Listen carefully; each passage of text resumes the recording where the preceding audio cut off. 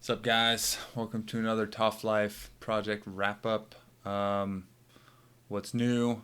I wrapped up the latest app. I've got some book and podcast recommendations. I wanted to touch on some of the feedback I've been getting. Wanted to talk about what we're going to do moving forward as far as this 12 projects, 12 months task at hand. And I decided on the next project I'm going to do.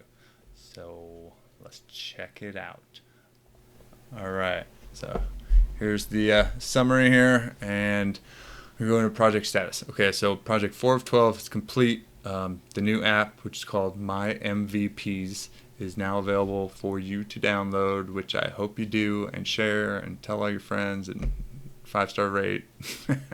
But on iOS and Android. So go to App Store or Google Play, you'll find it. Type in My MVPs or TaufLife. That'll probably get you there too.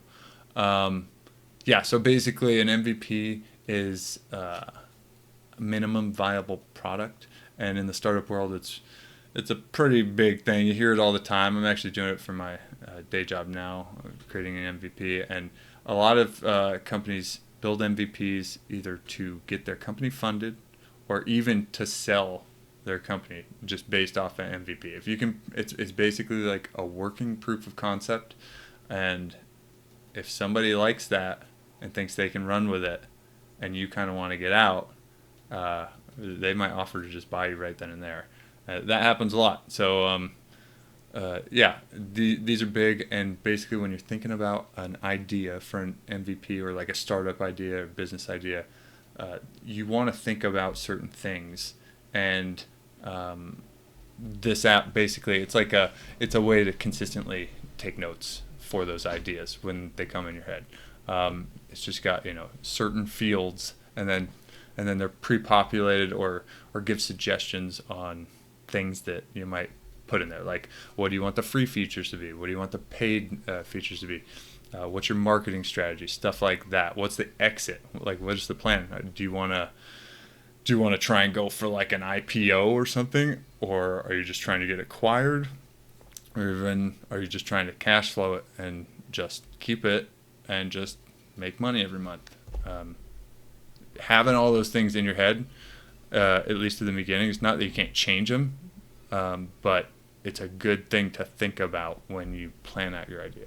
So that's the goal of the app. Try it out. If you got some ideas, use it. See how you like it. Everything's stored locally, not in the cloud. That was a back and forth. I'll show you here, I think. So the build. That was a back and forth thing for me. I figured it was just more secure for you guys. Like, whoever wants, like, these ideas are private and stuff, and you might not want to share them, might not want to risk it going to the cloud at all, like whatever it might be. I didn't want to deal with having to encrypt the stuff, and so this was the easy way to go. So it just stores on your phone. Nobody else will see it but you. Don't lose your phone. Don't let your phone be easily password unlocked. Anyway, it wasn't that technical of an app to build. I was stretched on time. That's why I was late. My day job was in overload, and then my girls decided that they wanted to change up their sleep routine. So all that together made for a little bit tougher time to get time in to build this thing. But it's all done now, all good. The App Store was also a little bit of a hang up as far as time goes, but I think that I've got things down now, and so in the future it'll be a lot smoother. The tools I used, I'm using, big fan of Flutter and Dart and Riverpod for state management. Flutter, basically you can build apps natively. It will natively compile the apps or build the apps for both Android and iOS, and actually a bunch of other platforms like Windows, Linux, Mac, whatever. Version control, Git and GitHub. So version control, if you don't know what that is, if you're not super tech savvy, it's like if you've ever used Google Sheets or something like that, and you can look at the history, so you can go undo things to a certain point. That's what that is. But for software, like, it gets pretty detailed, and you want to like be able to do that at very intricate little steps, and so you use like Git is a big one, and then GitHub is just how you store it in the cloud. So using that, MacBook, Windows, used Hive for the back end, typical research tools, the editors. I'm using OBS for like the video and stuff right now, YouTube, VS Code and Xcode for the code. Canva is continuing to impress me. I like that thing. It's so easy to just do it. I'm using the free version, and it's just nice and easy. So if you need graphics, give it a go. And then app screens is good because you have to get the graphics for your app to publish them, and it generates them at the right sizes and everything. So that was good. I learned some things about Apple. Code signing was a little bit of a pain in the butt. That's like a way to just verify your app, kind of. When you push to the store, it's kind of annoying, but I sorted some things out. So, like I said, next time I think it'll be all good. I will say I'm an Android guy, but the customer service was great when I wasn't able to get like verified for some reason. So I called, they called me back, and I mean, they were nice as could be and very professional, quick, to the point, got stuff fixed. It was great. So +1 Apple there.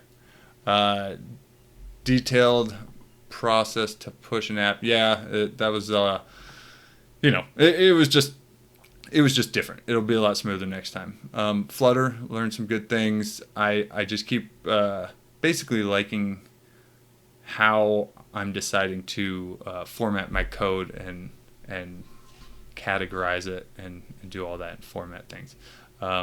It's just getting better every time, so I like it. This project of 12 for 12 is really working because I'm improving big time on it. And like I said, Canva just been great, so check that out. All right, here's for the books and podcast section. Still going strong on both. I had done that mushroom book before. It was the How to Change Your Mind, but that was just in between the last project wrap up and this one. So I've also done this, A Mad Genius by Randy Gage. It was good. I liked it. I like his passion, how he kind of talks through. He basically, just to summarize, it's like you got to dig deep and do the things other people aren't willing to do. I mean, obvious, but not so obvious sometimes. And like also states that everybody's got the ability to do these things. Like it's not a matter of being like, oh, I wasn't gifted with this. Yeah, for certain things, but for the most part, that's not the case. You can do it. You just have to dedicate resources and figure things out. It's not easy, but you can do it. And when you do, you can be very successful. You also have to take risks. So, it's just entailed. So sometimes those won't play out. Sometimes they will.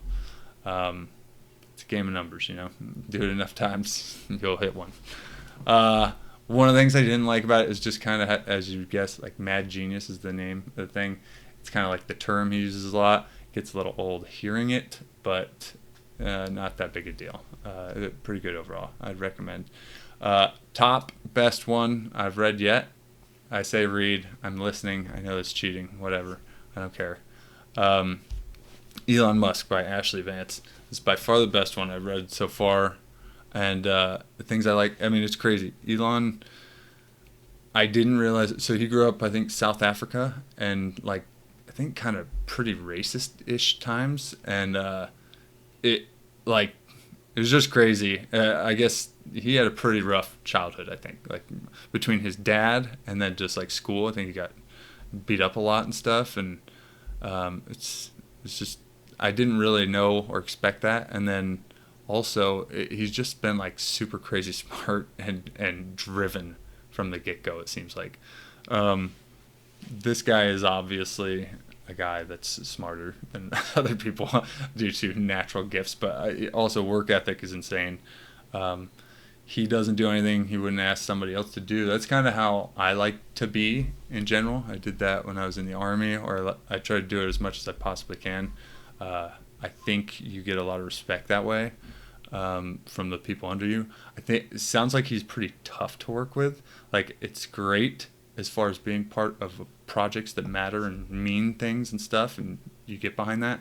But it's almost like on the verge of abusive, is how it sounded. We'll see, or maybe we won't. But it just sounds like he's intense. I guess he's an intense guy, and if you don't have the answer he's looking for, he wants to know how you get that answer in like 3 different paths, and then you'll be all good. If you don't have that, you're getting yelled at and maybe fired. So pretty intense.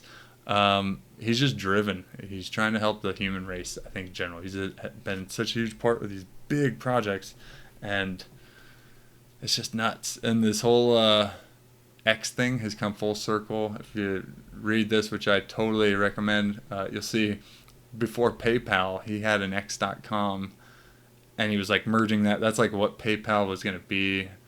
Anyway, go check it out. But this whole X thing, I think he's like infatuated with. So that's kind of funny. And then the last other big thing, like, it seems like he's a pretty good dad. Like he does spend a lot of time with his kids and stuff. At the time of this, I think it was 8 years ago, 2015. He had, I think, 5 kids, triplets and twins or something. And he just, it sounds like whenever he does get them, because he splits time, like he's with them a lot, which is shocking because I thought with his workload, it just wouldn't even be possible. Anyway, go check it out. Very good. Podcasts. My First Million. Solid one. That like if you're looking for business ideas, just these guys are good. They're younger than me, and they've exited like on tens of millions dollars for at least one exit apiece, and I think they've exited a couple times. So they're building things that make some money, and they have a good way of doing it, and they're things that aren't that crazy hard to do. So and the podcast basically just goes through business ideas and just cool stuff. It's a great listen. I like it a lot. Give it a go. Marketing Against the Grain, I think that was recommended through My First Million. Like that as well. Hard for me to say, but I've realized that marketing is either equally, if not more important than the product. Like the building of the product. It's insane to me, but it's the truth, because you can sell a crappy product. You might have a great product, but if you don't have good marketing, you probably can't sell it. You can't get in front of people. So it's nuts. That's the way it is. So I'm trying to learn. Startup stories, just another cool thing, just about good startup stories. I like stuff like that.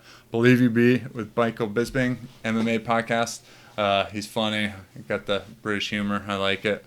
I grew up in England for like 4 or 5 years when I was younger, so maybe it just relates or something. The B Team has a couple of podcasts. These are jiu-jitsu guys, the B Team. The Simple Man podcast and El Segundo. Check them out. They're both good. It is funny because I do think Simple Man podcast is better than El Segundo, and that is right in line with Craig Jones, who is El Segundo's host.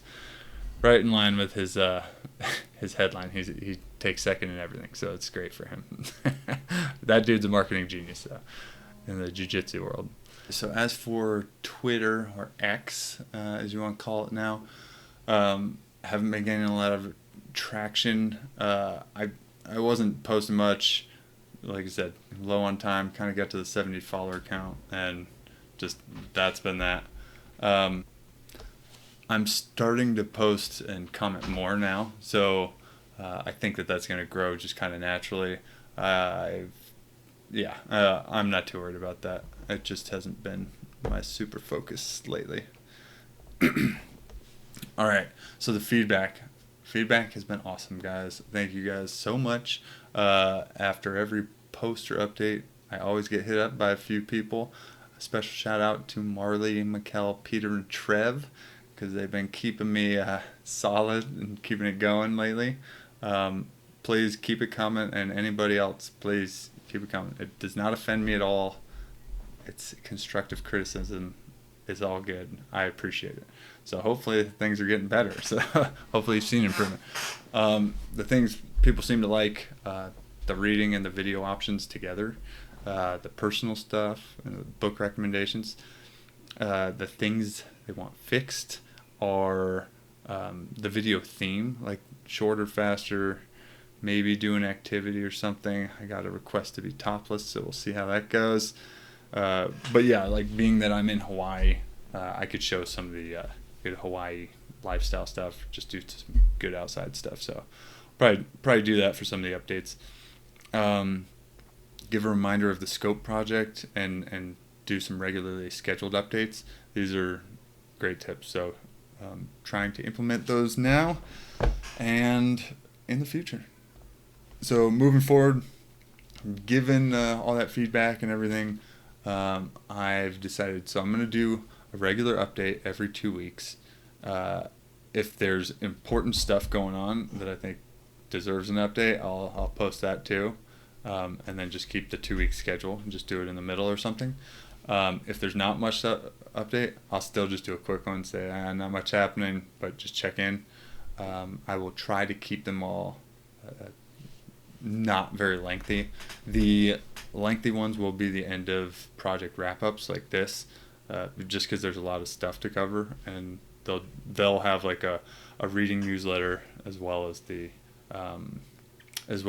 video. So yeah, that's what we'll do. I'm trying to improve the video quality and everything, camera angle. Hopefully you guys are liking this a little better. Do some more outdoor stuff, maybe an activity. I will check with my wife, see if she thinks it sounds too slow. If it does, I will upload at 1.5x and make her happy. She thinks I was talking a little too slow. That's all right. Just a little too laid back over here, I guess. And I'm also, I think, to try and gain a little more traction on the following, I'm going to go ahead and publish the stuff to like Twitter and my website and stuff, maybe like a week or two after it comes out to the subscribers. So that way you guys get first glimpse. You guys can go access the apps. You'll know about the apps and stuff ahead of time. But I think it's a good idea to probably still make stuff available so people can kind of get drawn in and then want the subscriber stuff. So that is the game plan. I will see how that goes, and I'll also try and keep the current project status more up to date on the website. Next project, heading to Colorado in like a month and a half or so for my sister's wedding, Mikkel and Peter. No, I'm just joking. I love you guys both. Excited to go out, see them, see the family. That's where all my side of the family's at. But the last time my mom and stepdad were out, stepdad was mentioning a need for a certain type of scoring app for a card game we play. We play some cards when we all get together, different games. I'll keep it secret which one I'm going to build it for. But when you end up being the scorekeeper for this one game we play, it's kind of a drag. It's just annoying. So he's like, it would be really useful to have something like an app or something to do it. So that's what I'm going to do. And timeline, hopefully it'll be done actually inside of a month, but definitely want it ready to go and available for when we're there so we can play and use it. So that's the plan. Keep you guys posted. As always, thank you very, very much for tuning in. I really appreciate it. Please like, share, comment, whatever. Tell your friends, your uncles, mom, dad, whatever. Just spread the word if you do like it.